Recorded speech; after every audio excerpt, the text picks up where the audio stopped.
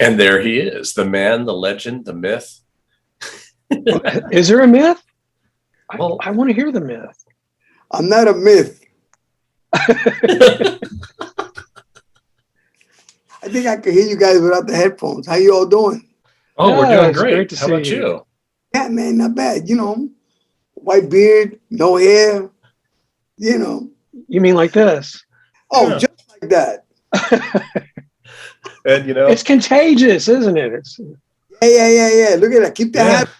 it's going there. Got to keep the hat on, man. You look good either way. Hey, thanks for having me. Are we on? We're on. Yeah, we like to run pre-roll so that we could just talk about just nonsense, and then the guest comes in and he's cold cocked by just a nonsense conversation. In this case, we were trying to figure out. Maybe you can help us out. Oh, but up front, let me just say to the audience that'll be watching this video that we're speaking to a wonderful man that used to be a neighbor of mine, and I've known you for going on 30-something years now. It's Gumbi Ortiz, percussionist for DiMeola. He's worked with some incredible talent like Jeff Berlin, Chick Corea, the late great Chick Corea. Irene Cara, Dave Weckl. Yeah, man, a lot of good people. You get lucky. oh yeah. That's what it is. It's not your skills or your talent. It's luck. You got to get lucky. People with talent. I've been around the world a million times. I've seen everybody's got talent. You know what I mean? Mm-hmm. You just get lucky. You step on on a leaf and there's a $20 bill. Oh, look at that. Destiny, my ass. Somebody lost $20. You got lucky. Yeah. Meanwhile, somebody else is going hungry and you're going, woohoo! My $20. God damn you. Something like that, Well, before you came on, we were trying to figure out. So, okay, animals. I know. You know how you have the different grades of animal, like when an animal is young. Okay, so like you have a cat, it's a kitten. You have a dog, it's a puppy. Right. What is a baby rabbit?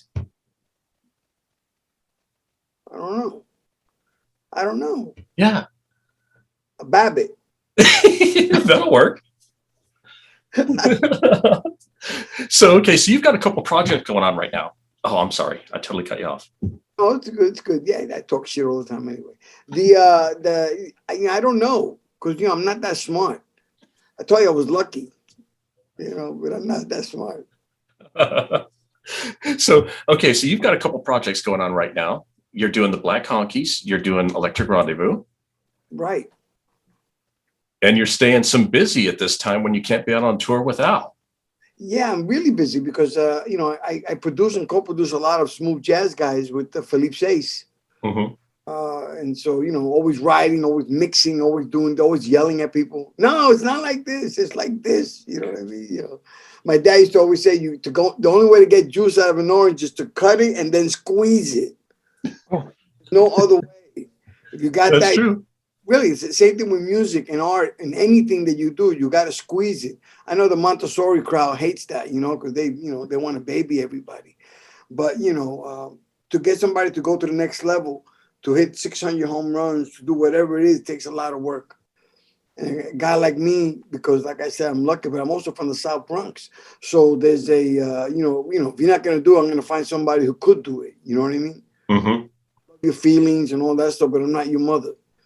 I'm not a tough guy and I'm going to hug you, but I'm going to send you on your way. So when we do this stuff with Philippe and we do all this, I'm kind of like the bad guy. Maybe because of my accent. Like, okay, Gumbi, you're the bad guy. You sound like Joe Pesci. Go get him. So it's like something like that. Yeah. Oh, that's funny. I think you know what? This thing caught everybody by surprise, of course. You know what I mean? And not everybody. Somebody knew what was going on, but it caught us who were not paying attention by surprise, Right. And I think that luckily, Al was already in 2019. His ears were bothering him. So he was backing off a little bit from touring and doing this and doing that. So, we de-evolve or evolve into this position. We were lucky again. You know what I mean? Mm-hmm. So I was just as busy as I was before the pandemic, during the pandemic, and after the pandemic. You know what I mean? There's a Mhm. lot of guys who are not busy, but you know, they didn't set themselves up. Like I'm a product of a well-spent youth. You know, I didn't spend hours, you know, doing nothing and watching TV. I never watch TV. You know what I mean? I don't even listen to a lot of music. You know, so you know, it's not like I sit down and listen to analyze the Beatles or this or that or whatever. I don't do any of that. You know, I kind of, you know, I know what I like. I know what I like culturally. I know, you know, like I remember in the Bronx there was this Afro-American church. And yeah, and we were different people because we were from the Caribbean, same kind of roots, but we were from the Caribbean. But the music was amazing, and I already knew that I loved that music no matter what. So I didn't have to hear Gladys Knight or anything. I already was at the Black Church. I saw the source, Right. so I didn't have to listen to, you know, Motown or to get any kind of inspiration. There was that church down the block that was giving me all the inspiration I needed. And then we were growing up. There was drummers everywhere, rumba, that, you know, imported from Cuba, and Puerto Ricans who adopted the so we were living this music, you know, tasting it and living it, you know. So there was no kind of put on rec and listen to it and get inspired type thing. I was living in the Bronx in New York, you know, rap music, everything, salsa, jazz, everything that was going through that whole thing. I mean, we were living it. Hmm. There was no, you know, I didn't have to sit down and listen to. Now I do like music. I just Slice and the Family Stone or the rappers. I mean, I love all that stuff, but I don't sit down all day like the people doing now, binging. They call it like on Netflix or whatever it is. I don't do any of that, you know. Right. My wife, she sits there watch, you know, 18 episodes of some, you know, some guy trying to get out of a car, you know. You know, but I'd rather sit here and practice. You know what I mean? Like Mhm. no, you know, but you don't know whatever it is, you know. So so the pandemic, nothing really changed except the fear of the people around me. Right. Masking and gloves and oh my god, you know, that kind of fear. But like I'm from the South Bronx, you know, I'm not scared of anything. I'm not stupid, but I was like, okay, let's wait and see. But you know, that kind of thing. You know what I mean? Hmm. You know, like I said, nothing really changed. You know, I live in this little room anyway. Where you do all your work. Right. Right. I live in here. I got all my mics. Everything is set up. All I gotta do is plug in. Somebody sends me tracks. I do them. You know, and or we're yelling. You know, like I said, we're yelling at an artist. You know, you gotta do this. You gotta do this, and that happens whether person or like this. You know, whatever this is. You Right. know. You know. And Al's doing the same thing. He's been home practicing. As a matter of fact, we're leaving on a little tour next week. Oh, are you? Yes, for the first one. Where are you going? Yeah, that's a good question. I want to know too. No, you know, we're having he's having a book that they're reading about him or they're writing about him. And I'm being interviewed for that book too, because after 30 years, I know a lot of stories and dirt, slap Right. dirt, you know. And then, and there's also a Netflix kind of, they call it a biop, whatever they call it, Yeah. doc, Yeah. something, whatever it is. They're doing that too. So then, you know, we're just gonna go out and play a little thing, and you know, just they're gonna film, and we, you know, something, you know, just to get out and test the waters. Only in Florida, you Oh, know. really? Yeah, so it'll be in somewhere in Largo, and then I think it's Tallahassee or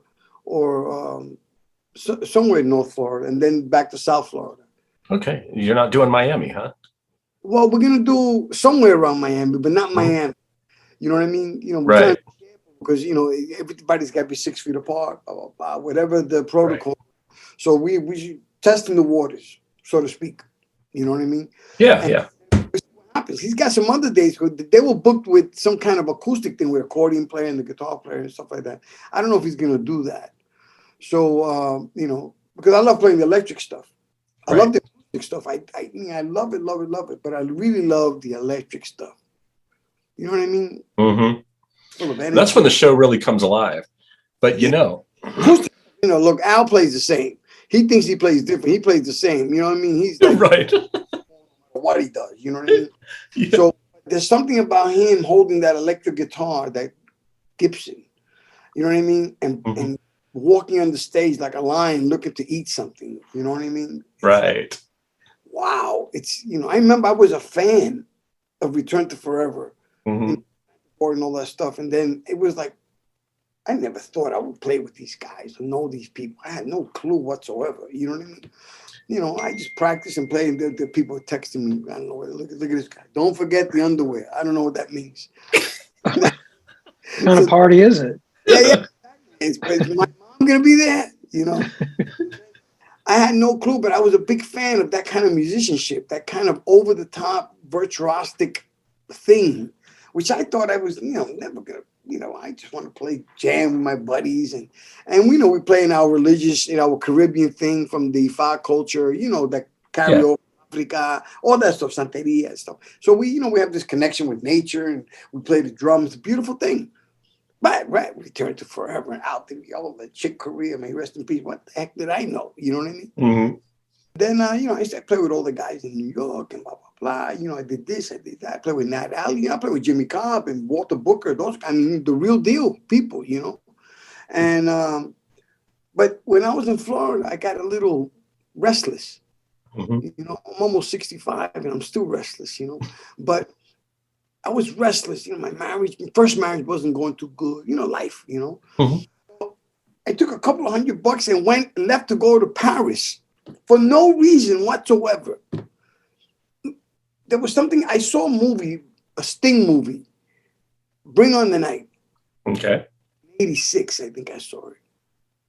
And I was just amazed by these young guys doing this thing, traveling through Europe. And I was a little scared that something like that would never happen to me. So I was going to take it upon myself to get on a plane and go there with a couple of $100 in my pocket, 1986 or whatever it was. And I didn't, I just went out of frustration in life, My dad used to always say that sometimes you got to shake the tree to get the fruit to come down, And so let me shake my life a little bit, you know what I mean? Mm-hmm. When I go to Paris, I didn't know nothing. I didn't know nothing. I got there and, I was I slept on a park bench. Not like a bum, only because I didn't speak the language that well to get a hotel. And I was at the ritzy part of town, the Champs-Elysees. It was beautiful. With $200 in my pocket back then, they had to change to francs. There was no euro, So I'm learning the whole thing, blah, blah, blah. So the next couple of days, I found a little room, cool.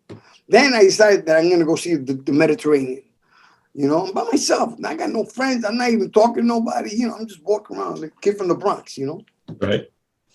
So I get on the train. I go down to Cannes, where they're having this music festival, because it was in January, called Midem. I had no clue about Midem. I didn't know nothing about Midem. It's like this inside industry, kind of like the film festival, but for music. And people used to go there and get deals, make deals and sell to territories all over the world, their song. Americans, everybody. Nobody knows about this thing. It's called Midem. So it's like distribution. It's everything. Okay. It's just everything. Anyway, I'm there, Midem. What the hell do I know? I walk in, I find the Mediterranean, I find a little room for 4 francs, whatever. I get there, the bed's all weird, it was like a whole house, I think. So then, I get there and I go down to the Mediterranean, that little promenade they had there, side was beautiful, And I passed the theater, and the theater, the sign said, Al DiMeola tonight. I said, oh man, from Return to Forever, look at this. Gotta go. Wow, this is incredible. So I get my little ticket, it's cheap because, socialist countries, right? It was cheap to get there. I get my ticket, I sit down, beautiful theater, you know what I mean? Kid from the Bronx. And I'm looking around, and all of a sudden Al comes out and he was playing Ovation guitar by himself. It was beautiful. I mean, the reverb is gorgeous, and his sound was, Al DiMeola. Mm-hmm. About half hour into the thing, he brings out some percussionists that he knew to jam with him. And I'm sitting there going, wait a minute, this is bullshit. I should be doing that. Yeah, I didn't know Al, of course, blah, blah, blah. Anyway, I saw him 20 minutes into that, and I was frustrated, and I left the theater. Fuck this. I said, excuse me. I just left. And, went back to the little hotel and then did the whole trip in reverse. Got back in the train, got to Paris. I waited in Paris for 2 days, got my flight back to Florida. I said, okay, well, I did it. I got out of my thing. I get to see Al DiMeola, which is great, blah, blah, blah. A year to the day, January, a year later, I'm playing in a club with a local band, having a great time. Local singer, Fred Johnson. And, I'm playing with the band, doing my thing, blah, blah, blah. Octopus, old or whatever.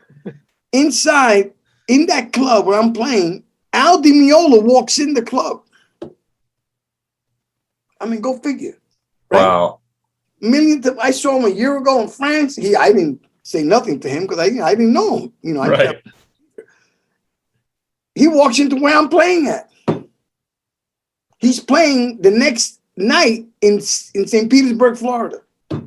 Wow. I said, wow, look at this. So they brought him there to a club. And, you know, the owner of the place goes, dude, you know, because he is out in Neola. He wants to meet you. I said, what?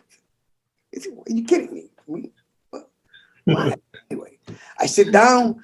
We sit down and go, hey, I'm Al. I said, I know, I'm Gumbi. You know, oh my God. We started talking. He's from the Jersey area, New York. So we were idiots together. You know, it was Goodfellas right off the bat. You know what I mean? It was just funny as all hell, you know? And he said, listen, you know, I'm on tour, solo guitar. And somebody said that you were a great percussionist and, you know, maybe you want to play with me tomorrow night. I said, what? Oh, fuck yeah, man. Yeah, wow, it's great. Tomorrow. Wow. I'm from the Bronx. I'm not from Stupidville. This guy's smart, I said. He's traveling around the world, making 20 grand. Picks up local guys to play for one night. You know what I mean? He leaves, you know? I get it. Now I realize what I saw in France. Okay, and now it's my turn to do that. But it was a beautiful coincidence. So we got together the next day in the club to practice before the night show. You know, he takes the guitar, blah, blah, blah. He plays, I play. Whatever he does, I can play. There's nothing he can't do that I can't do with him. And he feels funny. We stopped playing after about 2 3 minutes, and we just start joking and laughing. He goes, oh, great, good. We'll see you later. We'll see you tonight. I said, oh, great. You know, I figure piece of cake. Get out there. There's about 30,000 people. It's a free show for muscular dystrophy back then, you know, like the telethon thing. And, you know, I'm kind of, you know, I'm not from St. Pete, but I've been living here a long time. Enough time, I was kind of damn near a local boy. And how I came out, everybody, Al DiMeola, we had a great time. Just a great time, you know. Finished. We got drunk that night. Talk garbage. See ya. You know, I figured, what the hell? I play with Al DiMeola. I played Chick Corea's Tune Spain and this and that with Al DiMeola. You know, I was happy as all hell. That was that. I'm living in a small little apartment next to MacDill Air Force Base. You know, I'm scraping my life. I'm just, you know, but I didn't care. I was born poor, you know what I mean? For immigrants, you know. We didn't have nothing, you know, except for that orange my dad liked to squeeze so much, you know. And that's all we had. And, you know, so he left. 3 4 days later, in my little house, my kids were little. I had 2 sons then. They were both little. One, the oldest one at the time was about 7 or 8, who's now Grammy award-winning producer.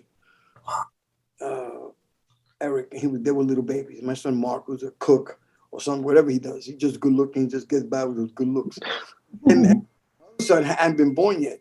So I get the phone call. My wife picks up. She goes, hey, somebody on the phone. Oh, you know, back then there was phones with cords, you know. Hello? Hey, Gum. Hey, Gum. So who the hell is this? He goes, it's me, Al. I said, Al? Al who? You know what I mean? Like, you know, I'm with kids and this and that or whatever, you know. He goes, me, Al DiMeola. I said, oh, man, Al, what's up, buddy? Man, thank you. It was great that night, blah, blah, blah. And then we told, you know, the niceties and shit, you know. And then I said, hey, did you leave something? Like he left his glasses or, you know, like normal. Yeah, right. Wallet, you know. He goes, no, hey, what are you doing Thursday? I said, Thursday? Nothing. Why? He goes, good. I'll see you in Istanbul. Peter Shukat's going to call you. Peter what the Wow. Just like that.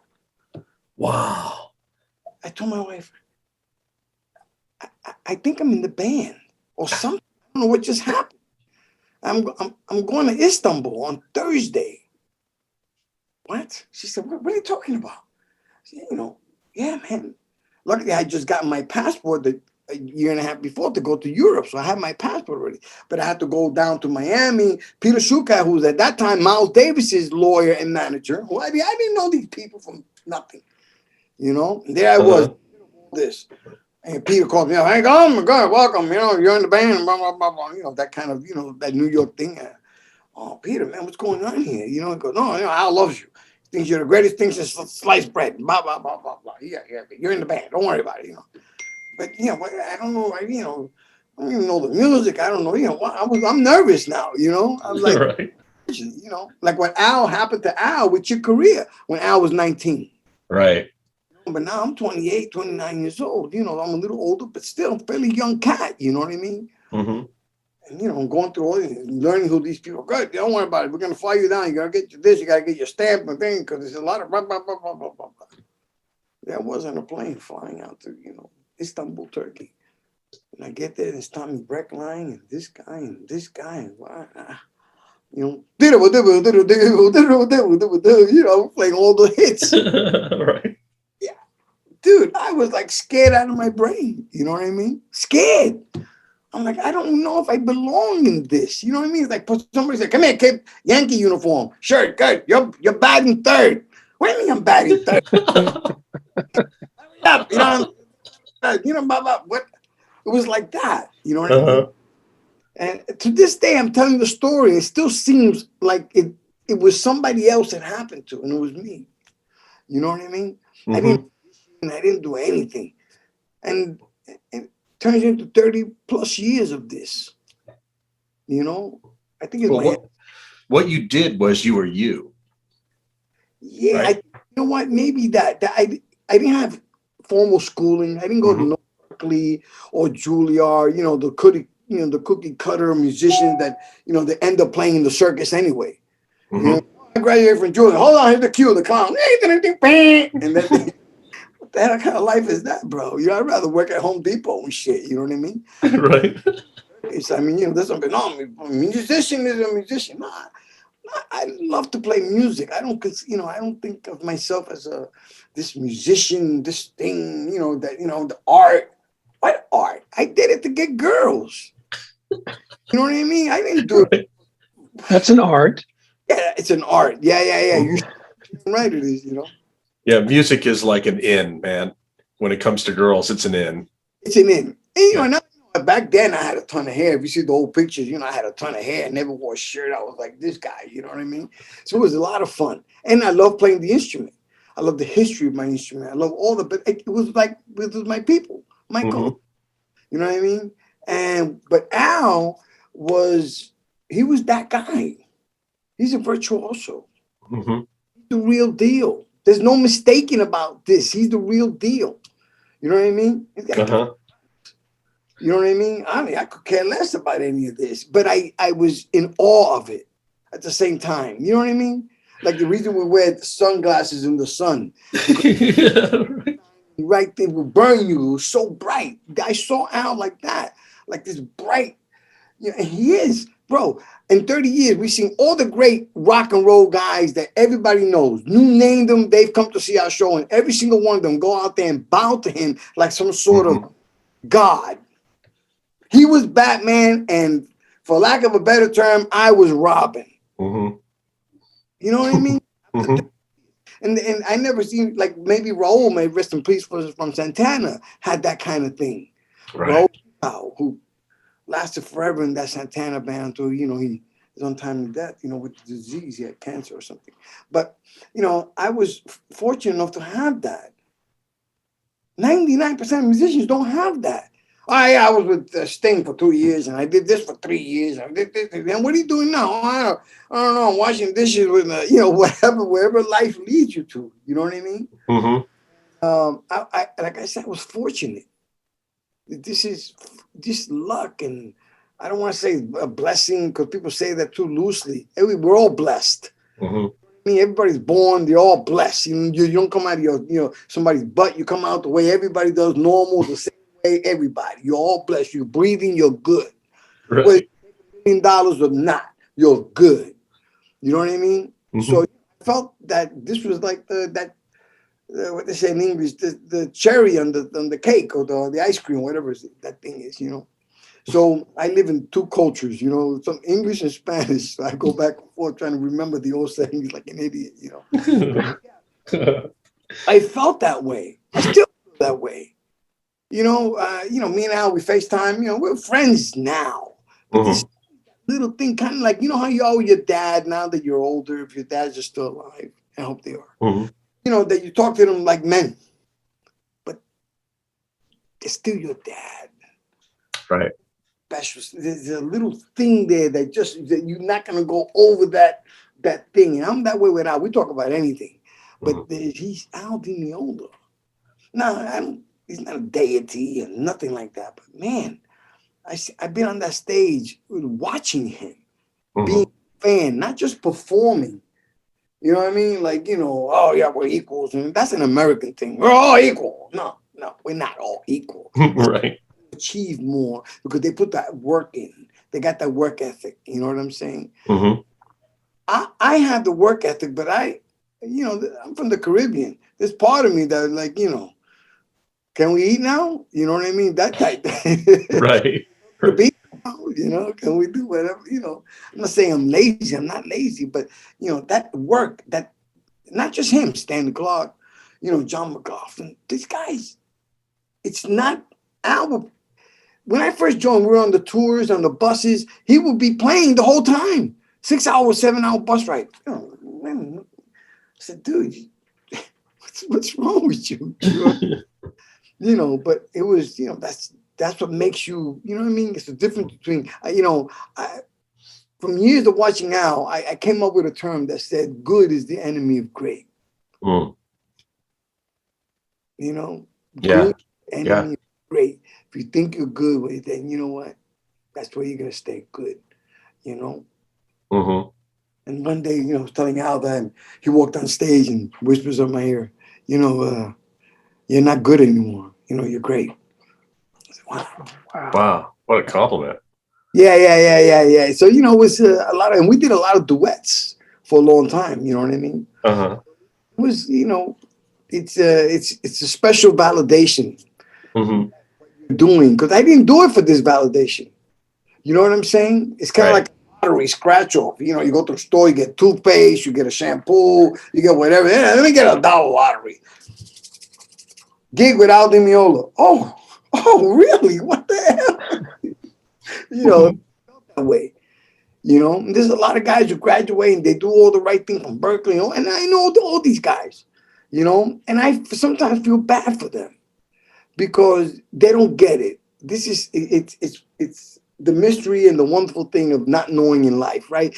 And by that I mean that, you know, I had no intentions of doing this. I just want to be good drummer. Mm-hmm.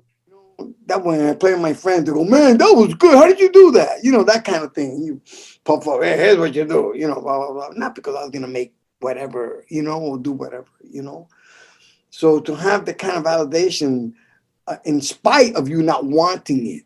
Mm-hmm. Am I good enough? Am I pretty? Like the girls, do you love me? You know, that kind of thing. You know what I mean? Mm-hmm. I have that upbringing from the Bronx, from the streets. I don't have that. You know what I mean? You know, I don't have, how does this shirt look on me? You know, that kind of thing. I don't have that. All right. What shirt? Who cares about my shirt? Yeah. You know what? Bump that. I'm from the streets. That helped me survive because with Al, he's a rock star. Mm-hmm. He's a rock star. You know what I mean? Yeah. I'm not a rock star. You know, I'm, you know, blue collar Bronx kid. You know what I mean? Go Yankees. You know, that kind of guy. You know what I mean? Right. You know, I'm an older guy now, so I learned to be a little spoiled, of course, you know what I mean, after years of doing this, you know. But, you know, I always tell people I'm still that poor kid from the Bronx. Mm-hmm. You know, with Caribbean roots that got lucky. That's all it is. There's no more to the story than luck and a good time. Mm-hmm. You know, I always tell Al that, you know, he goes, man, how do we do it? I say, you know what, how we did it? Funny first. Not serious first. Right. Funny. Everything else comes later. You know what I mean? Mm-hmm. No matter, you know, we were cut ups on the road together. Like, you know, what you think, what people think the road is. We made it that. We laughed our asses off. Besides playing great music, you know what I mean? Mm-hmm. It was easy to play the great music because that was great. It was great for a long time. You know what I mean? And, you know, I learned the process of learning and doing all this on the job with that guy in that band. imagine that, how lucky is that? That I didn't have to sit there with some teacher telling me this. I had Al DiMeola looking at me going, no. You know what I mean? No, do this, try that. You know what I mean? Whatever, Yeah, because he hears everything in his head before it's even written down, right? yeah, it's a pain in the ass to be, because he hears everything. Mm-hmm. Every note, every chord, if you listen, he can't make a bad record. Whether you like the record or not, you got to admit that none of them are bad. Sound and what he's doing, you know what I mean? You can hear everything. Yeah, dude. Yeah. Dude, he calls it articulation. And we have, with the rehearsals with the young guys and that come into the band, Mm-hmm. tell hey, good luck, fellas. Get ready to, you know what I mean? You think Jail was gonna be bad? Get ready. This is gonna be really bad. He's a perfectionist. Mm-hmm. And so he doesn't say, what do you think? There's never that. You know what I mean? Hey, what do you think? He'll ask me that about lunch. Hey, Gun, what do you think? Hamburgers or hot dogs? You know what I mean? Right. I would tell him how, like when we were doing Kiss My Axe, that record, 1990, whatever, whatever, I would do a riff on the drum.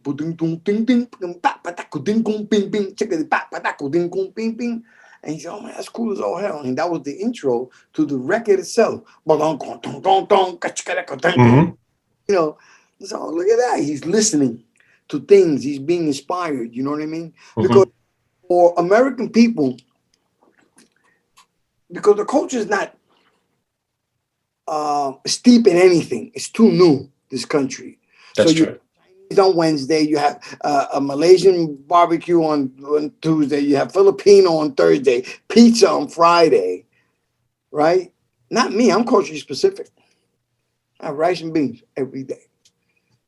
Platanos. Right, tostones, right. So it's just the meat that changes, chicken, fish, or whatever, but everything else is the same. We come from that culture, Caribbean culture, Americans not like that. So, maybe that's why it progresses so in terms of the culture. Everything, dances change, styles of music change, hairdos change. If you look at American people from 1920 to 1965, it's drastic to change. That's true. Drastic. Yeah. Always open to changing it. Yeah. Well, it's part of the culture. Mm-hmm. Because it's defining and redefining. But all the cultures, especially Catholic old culture from the Caribbean, I don't mean the religion, I mean the culture. Right. That's been around for 2,000 years. Mm-hmm. Everything's the same. Nothing changes, So even though the Caribbean is new, and because of the importation of African slaves and the collision that happened in the New World, we still have old world tendencies. Right. Church, drumming from Africa, which is 3, 4, 5,000 years old, whatever it is, everything is old. You know what I mean? Yeah. So, but here it's not that way. You buy a house here. Oh, don't buy a house. It's old. 60 years. 60 years. It's not. You kidding me? I'll buy 60 years. That's nothing. You know what I mean? But to learn, it's old.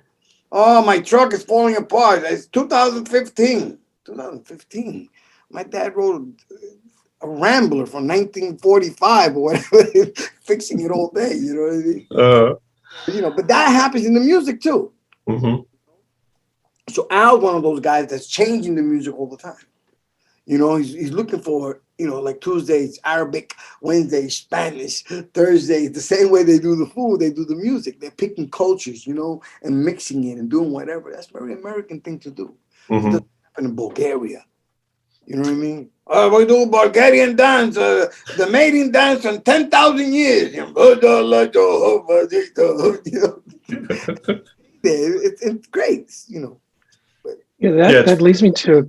I'm sorry. Go ahead, Brian. No, please go ahead. That leads me to a question. It's interesting because the word that keeps coming to my mind is fusion, and I listen to a lot of like Wagerberto, Strood, Getz, and there's percussion heavy samba and bossa nova.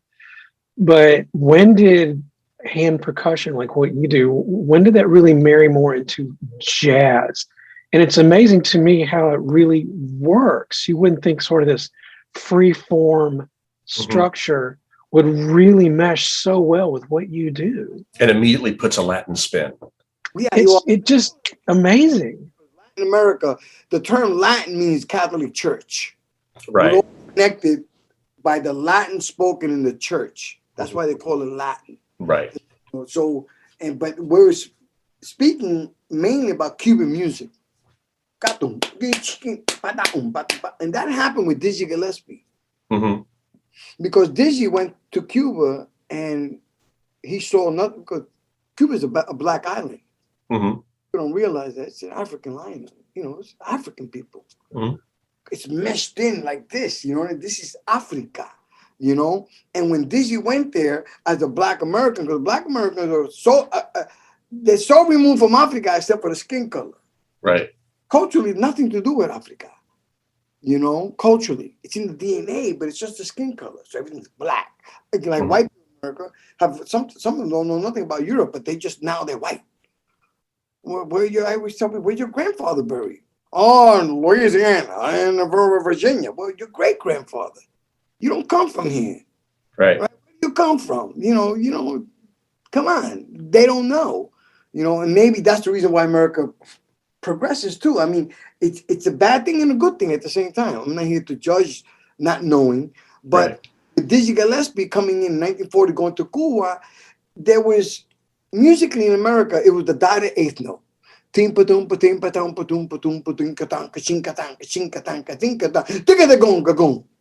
Mm-hmm. it was happening. Even rock and roll back then in the 50s and 40s still had the,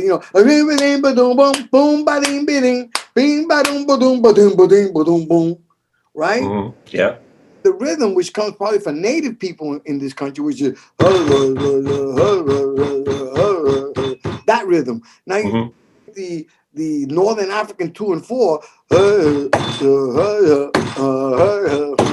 know what I mean? Right. And tambourine, because there really wasn't hand percussion, right? Back then, it's all Northern African, because half the Africans that came in the early 1800s or whatever already were converted to Islam. Mm-hmm.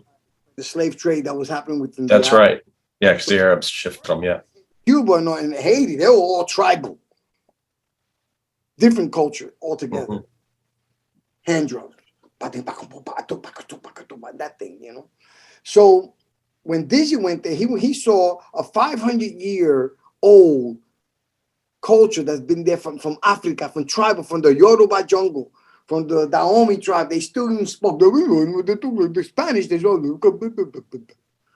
sound like that. Wow. It's really quite amazing. So he sees this thing. He's in love with the music. He comes back. He tells Machito, who had a kind of a Latin big band in the 40s, Machito has Afro-Cubans, if they knew of a conga player, he wanted to put the congos. They had no clue what it was, congos, whatever they call it. Right. In reality, the word conga it's not an instrument. Conga is an African word that means parade. Oh, really? Okay. Yeah. Marching the parade, you play this ikamo or whatever, and then the guy playing for the parade becomes the parade player, conguero, playing for the conga, not a conga. But in America, it got meshed. You know how things get meshy, crazy. Mm-hmm. Like, go to Italy and ask for a pepperoni on your pizza. Go. You know what you're gonna get? You're gonna get a pepper. Right. Pepperoni. It doesn't exist. It's salami. Right. But in America, everything gets, something happens here. You know what I mean? It's kind of the same, different. You know what I mean? The island of Dr. Marul. That's us. I mean, something crazy. Dizzy comes back. He brings back this. They get him this conga player, Chano Pozo. Chano Pozo is pitch black. He wasn't even just black, like Muhammad Ali black. No, this is midnight black. Speaking still Yoruba languages from 500 years ago, because that's the culture in Cuba. We all speak Yoruba when we sing our chants in the Ifa culture. We don't do it in Spanish. It's in Ifa. It's in the Yoruba language, which was changed to kind of like a dialect in Cuba called Lukumi, which really the Yoruba language, a mixture of all the African tribes. There's Dizzy Gillespie with Chano Pozo. Chano wrote Manteca. Tum ping, pum ping, pum ping, pa tum pa, chum ping, pa ta pa, pam pam para pam, buru ba pa, tum pa, chum ping. Eighth note is introduced into American music. Wow. in Chano Pozo, which changes the whole everything about the music. So instead of ba-ding, ba-ding, ba-ding, ba-ding, ba-ding, ba-ding, ba-ding, now it's evolving into ba-dum, ba-dum, dum, ba-dum, dum, dum, ba-dum, ba-dum, ba-dum, ba-dum, ba-dum, bing, ba. Then clave to measure, not the one measure thing. That happens on the with 4 on the floor. Ba-dum, ba-dum, ba-dum, ba-dum, ba-dum, ba-dum, ba-dum, ba-dum, that thing. That's how that music gets here. Mm-hmm. And it's an old, the rumba music has been around for a long time in Cuba, by way of Africa. Dizzy discovers it, brings Chano Pozo, and look at it, what happened. They introduced the clave. Who discovers that clave? Bo Diddley discovers that clave. Interesting.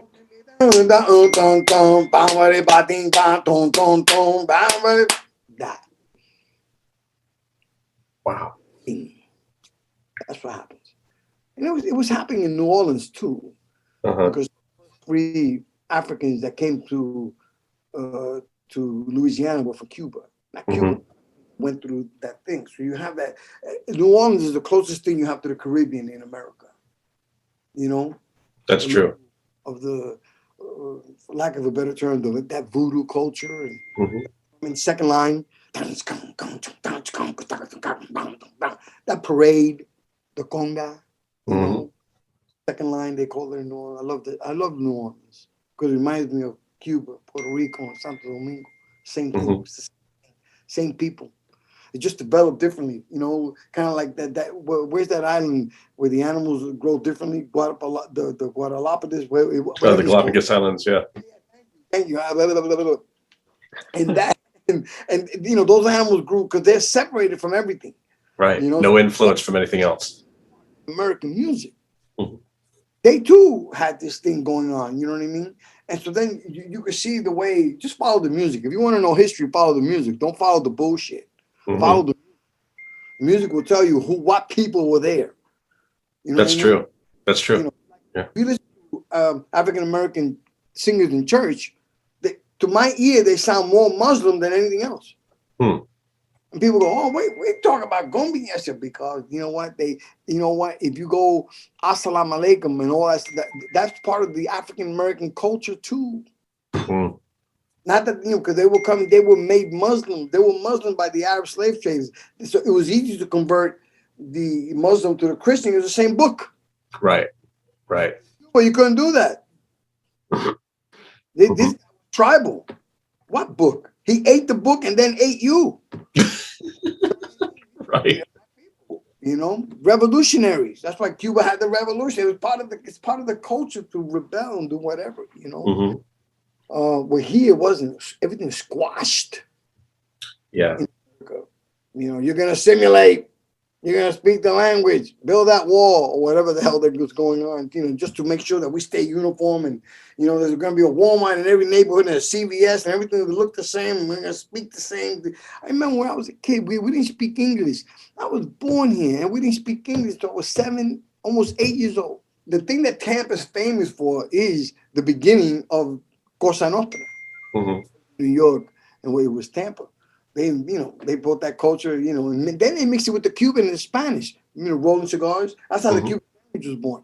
That's why it has ham, roast Cuban pork, Genoa salami, Swiss cheese on a hard bread so the workers could feel like they were at home. Sandwich to feed them so they could keep on rolling the cigars, from Tampa, Anyway, I don't know why. It's the best sandwich you'll ever have in your life, getting a real, true Cuban sandwich. Only in Tampa. Only in Tampa. You get something like it, but it's not the same. Right. It's kind of like when, guys do hand drumming in the States and do it. It's good. Great. It's not like that. In Cuba, you got to go to Cuba. Feel one Afro-Cuban dude missing teeth playing a box and the other guy with a spoon and the guy playing 2 sticks. That's all you need. It feels like a train rumbling through the station. It's just amazing. Because, there's not, it's here sometimes it feels like they want to control everything and make sure that, Hey, Ortiz, slow down. don't run, don't do, there's this kind of, for a free society, there's a lot of rules here.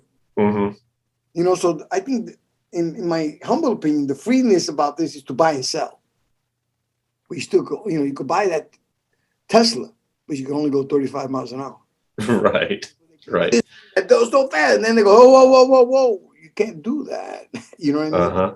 Fusion, to go back to your word, was the reason why these young guys were playing that music, because rock and roll and all that stuff was kind of sedate. And these guys were all 19 and 20 years old. You remember being 19 and 20. Yeah, you're full of fire. Yeah. Yeah, everything works. Are you kidding me? You don't see 75-year-old fusion guys. It's like a young man's thing. You know what I mean? So, I feel fortunate to go back to being fortunate that I was without in that heyday of energy. Now it's old man, nervous, caffeinated energy. But, back then it was like I could blow balloons and play the drums and fly and run and do all the stuff at the same time, So, I got to say, because you're talking about energy, going to see an Al DiMeola show and watching you, that's where the energy's at. Holy cow, man. You don't stop the whole time. It's like a 3-hour show because Al will start off a show and he starts off acoustic and then goes electric and really rocks it up. And by the second half of that show, you're just getting started. Yeah. It's kind of like momentum. It's just rolling. Yeah. It's just like, we were playing with Michael Pope, the great Michael Pope, bass player, Michael Pope, who's a teacher at Berkeley now, whatever. And he joined the band. He had played with Chick Corea's electric band, subbing for Paratucci. And after the first 4 shows, he looks at me and goes, dude, so it's all about momentum, isn't it? I said, yep. When you jump off a bridge, what carries you down is that momentum and gravity. And that's the shows. You know what I mean? We're going to die doing this show. Tomorrow's show, sorry, we died today. And if we live, we'll go to the next show. Right. It's interesting to me because I listened to your album, Miami. Yes. And you're talking about playing, but what I also noticed was your knowledge, and it's rare to find. You also have a very good sense of when not to play. That's the Bronx thing. And I'm like, what? You know where the room is, you know where the push is, the pull is, and hands off. And I'm like, that's a master at work right there. You know what? That's something that, growing up and playing in bands, local bands in New York City, salsa bands or whatever, you play what the music needed. And, not more. If it just needed, that's what you did. You know what I mean? If you did anything more, now you're showing off. Look at me. You got frowned on that. And then playing with Al, they're supporting Al. I wasn't there trying to be a rock star. I'm trying to keep a gig. I'm supporting because people paying tickets to him. You know what I mean? I'm a byproduct of him. You know what I'm saying? But when we did Miami, that record, it was actually an accident also. A friend of mine was opening up a studio. And he told me, hey, go, I know you like to play piano. I play piano, not great, but, I dabble enough. And he said, why don't you put a little demo to show off my studio? I said, yeah, sure, whatever. So I went ahead, I wrote 30 pieces in one night. Oh, gosh. Wow. Called them up. Hey, Danny, I got them. I'm going to send them. What do you mean you got them? They're done. Don't worry about it. I said, he go, bro, all these ideas are crazy. Yeah, just, whatever, I think it's 1996, 97. I don't know even the year. But anyway, we call up, I was going back on the road, and I call up my friend, a great piano player by the name of Barry Miles, who played in all of Al's first records. His brother were like damn near the creators of jazz rock fusion, in the 70s and 60s, Barry Miles. He was also the MD for Roberta Flack. And he wrote every Coca-Cola 7-Up commercial he did. He's my friend. I said, Barry, this guy's building a studio. He wants me to do this. You know what? I think we got a budget. Arrange my ideas into a record. Boom, whatever you want. Cool. So Barry does it, gets it all, he arranges it all, does whatever, and we get Dave Weckl, and we get Tom Kennedy, and then we get the whole Spiral Gyra band, and then it just the list went on and on and on. Friends, because of whatever, the hang with DiMeola, and we did the record, and it was meant to be a, it's a little bit smoother than I would have liked it to be, but in terms of aggressive. No, I did the Electric Rendezvous record, which is what we do without plus. That kind of his, just plus, or maybe to the side, not up, maybe to the side, And but I love the Miami record because, like you said, for me it was a discipline in writing within a genre, and doing whatever, and that was kind of new for me. I'm just a player, So thanks for mentioning that record. I like that record.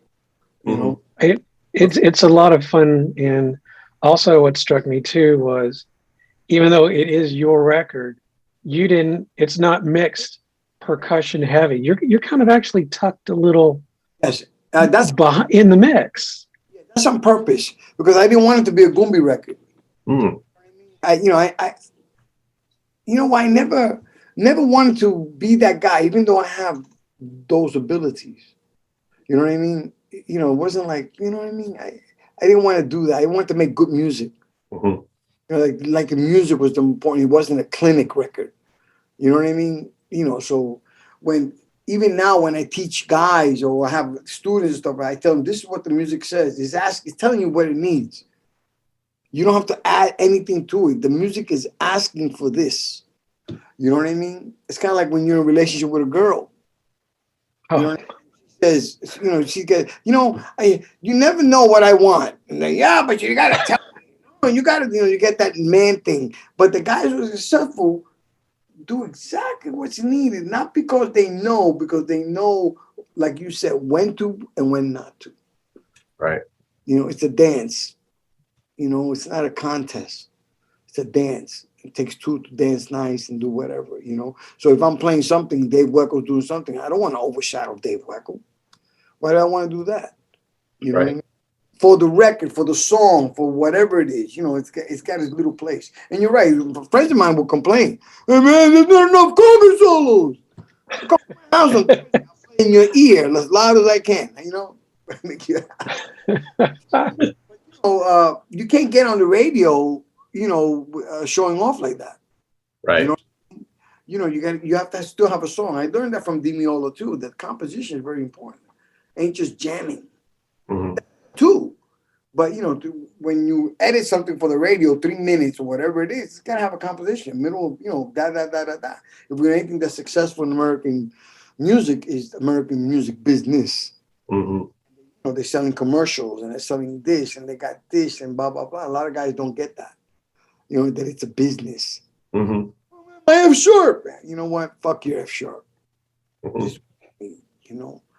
And blah blah blah, because it's a business. Now, when you're hanging out with your friends, you do whatever you want, Or if you get lucky enough that people can accept you, you become Miles Davis, or you become this. But how many people are Miles Davis?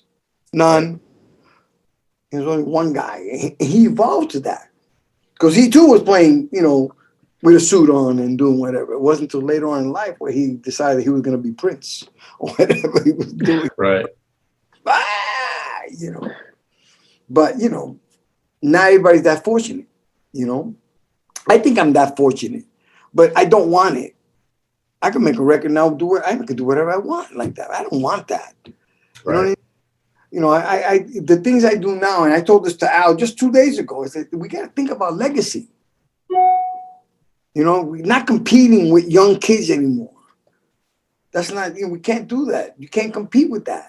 Can't go to a bar at 62 and stand there and look and say, so, hi, babe, what are you doing? And then this guy comes up, good looking, strong. He only knows 3 words, but he only needs 2 to get a girl.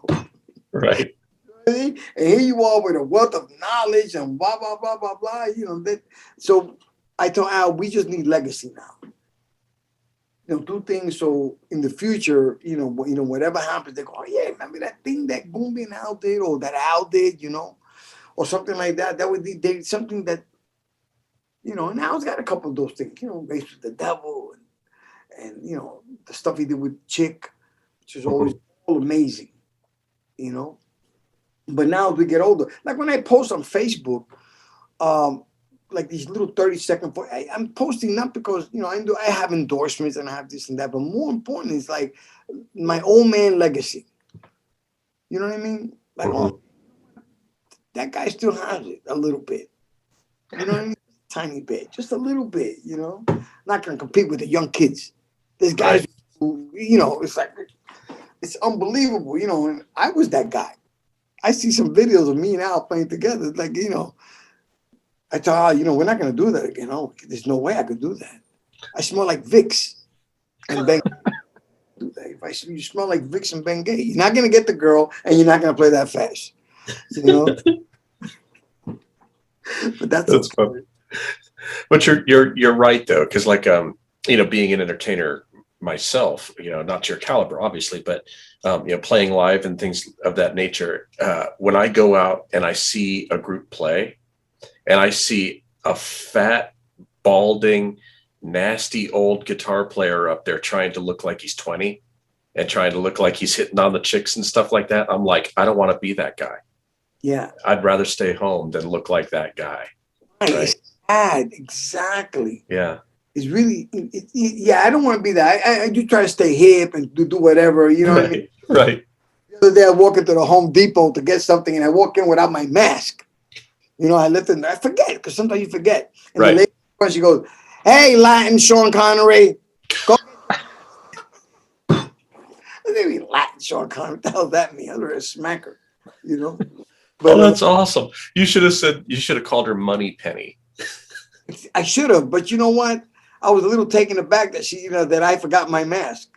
You know, like, oh my God, I committed the ultimate pandemic sin.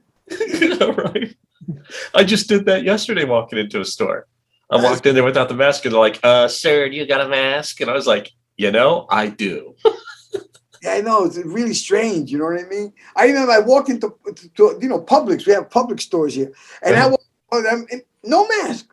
All of a sudden, this lady looks at me, you know, and like, oh, man. So I reached into my pocket. I have a handkerchief because I'm an old man. I always have a handkerchief, you know. So I reached into my pocket and I shaped it into, you know, one of those things, you know, like construction worker things, and I put it on. What's it going to do? You know what I mean? Right. Take it off, hit me, you know, knife, you know, whatever. But it is funny. You know? It is funny. But at least it solved her fears. Yes. Perception. Yes. Perception, you know. Do you seem that? Do you have quite a bit of your gear behind you? Yes, I got and I was in my studio. And I was wondering in what you do for a living with changes in technology. Are you using any triggers, any like a rolling octopad or that I use because it's easier sometimes to use that than, but like on this side, and I don't have a camera that moves, but on this side, if I move my computer like this, on this side, you see this is the Hansonic right here. Oh, okay. I couldn't tell. And so I have a drum set, custom made drum set there, and then I have Brazilian stuff and shakers, and I mean, you know, it's like, you know what I mean? My granddaughter loves it in here, you know. Tries to break everything, you know. And then you know, LPs, you know, they're generous and they give, you know, they keep sending me stuff, you know, and I'm like, oh man, thanks, you know. But my room is getting like this, you know. So it's cool. And I got a trombone here and a piano, and because I like to play the trombone. I don't know why, you know. It just reminds me of a really fancy kazoo, you know. In the Caribbean, the trombone, like in New Orleans, is the instrument, you know. That's true, yeah. Well, I was excited to hear when you said Al, his acoustic set includes accordion. Right. That excites me. I love accordion. Yeah, well, you know what? We ended up, we found the guy in Sicily. No, in Sardinia. Imagine, the other island, you know. And we were there in Sardinia, and Fausto was performing there with, you know, this lead singer who Al just loved. You know what I mean? I forget his name right now. He passed away, but Al loved him. And oh man, I can't think of the name. It's a shame on me. He was really a funny guy and a great singer. He was like a famous Italian rock guy from the 80s, you know. And Fausto was playing with him. And we had played with Dino Solusi in 1989, you know what I mean, with the World Sinfonia, which is, he uses a bandoneon, which is a button instrument like an accordion, but it's buttons. Sharp, flat. You know, but the tango comes from that.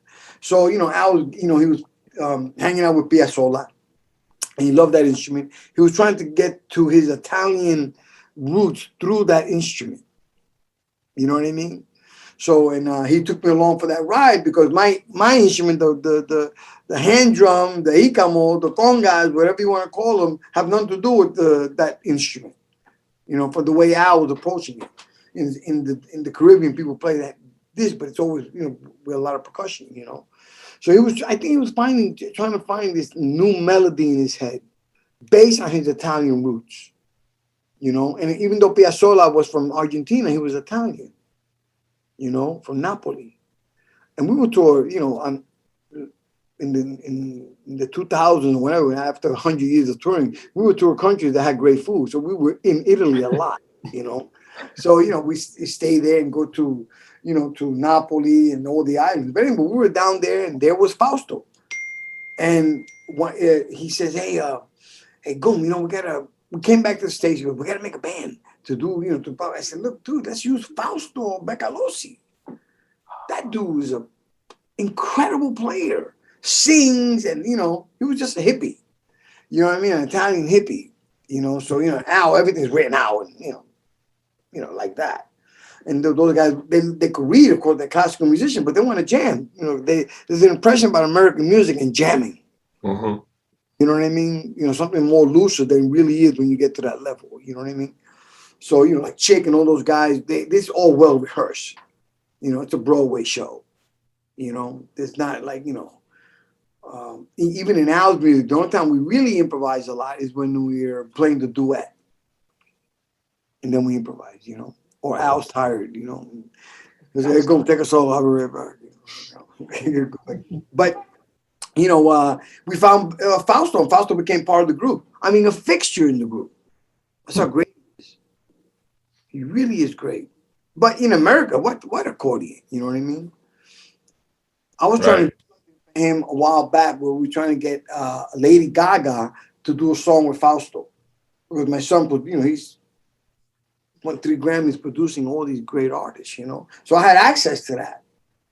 Mm-hmm. But he was like, what? You know, Fausto, you know, old Italian guy, you know, he'd rather cut prosciutto than get Lady Gaga. You know, he just wants to live a simple farm life, you know what I mean? And then play around the world. I don't blame him. But, you know, he's so great. I thought maybe we could take it to another place, you know? The producer in me, you know? But it didn't pan out because he didn't want it. I think he was kind of, he had gotten, there's this thing that happens in Italy with the tendons in the hands, something specifically to Italian men of a certain, they start losing a tendon here. Well, he lost a tendon, and the doctor said, well, we could put your finger like this, or it's going to end up like this if we don't fix it. Mm-hmm. So he went ahead and took his accordion and said, okay, keep it like this.